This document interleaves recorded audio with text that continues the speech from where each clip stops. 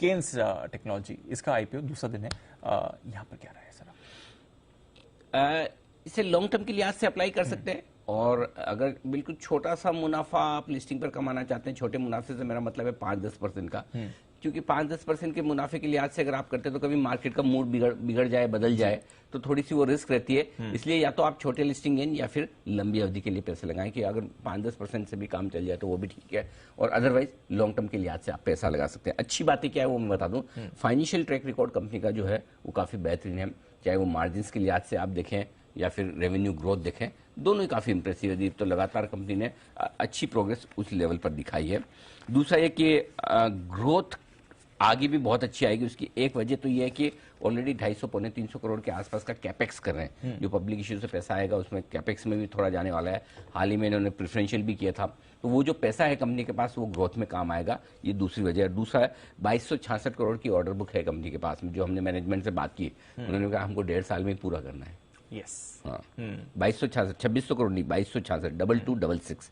तो ये दूसरी चीज है। मैनेजमेंट नीट, क्लीन, एक्सपीरियंस्ड, बढ़िया। मैंने किसी तरह का कोई केस, लिटिगेशन मैनेजमेंट कंपनी के अगेंस्ट में नहीं है। मैं उसको बड़ा वो वैल्यू देता हूँ, तो ये एक अच्छी चीज है। वैल्यूएशन रीजनेबल है, न बहुत सस्ते हैं न बहुत महंगे हैं।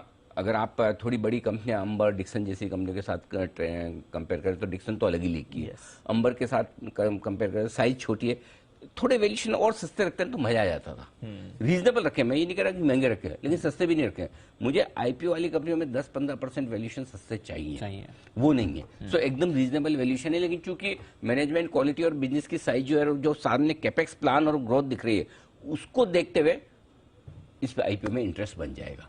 अभी के जो फाइनेंशियल है उसके हिसाब से यही भाव होना चाहिए इसका, राइट। लेकिन चूंकि फ्यूचर का अगले 2 साल में जो परफॉर्मेंस आने वाली है वो जबरदस्त आएगी, उसके बेसिस पे आप साल 1.5 साल का व्यू लेकर इस आईपीओ में पैसा लगा सकते हैं। नेगेटिव क्या है, इनका 65% रॉ मटेरियल जो ये खरीदते हैं वो है सेमीकंडक्टर, जो बाहर से इंपोर्ट करना पड़ता है। हालांकि शायद अब इतनी दिक्कत ना है, लेकिन सेमीकंडक्टर का हाल क्या होता है वो आप देख चुके हैं पहले, तो वो एक बड़ी दिक्कत है। दूसरा, फ्री कैश फ्लो उतने मजबूत है नहीं।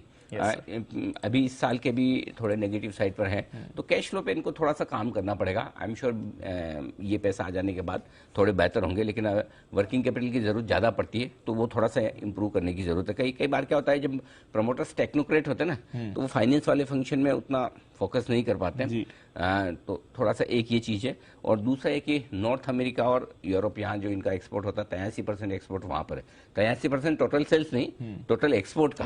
हाँ, दोनों में फर्क है। हाँ, एक्सपोर्ट तो वो थोड़ा मुश्किल वाला अभी समय है, बट ओवरऑल पॉजिटिव ज्यादा है, बेहतर है। इसलिए आप छोटे लिस्टिंग गेन और लॉन्ग टर्म दोनों के लिहाज से इसमें पैसा लगा सकते हैं। ओके, तो ये है आपके लिए राय, छोटे लिस्टिंग गेन और लंबी अवधि के लिए।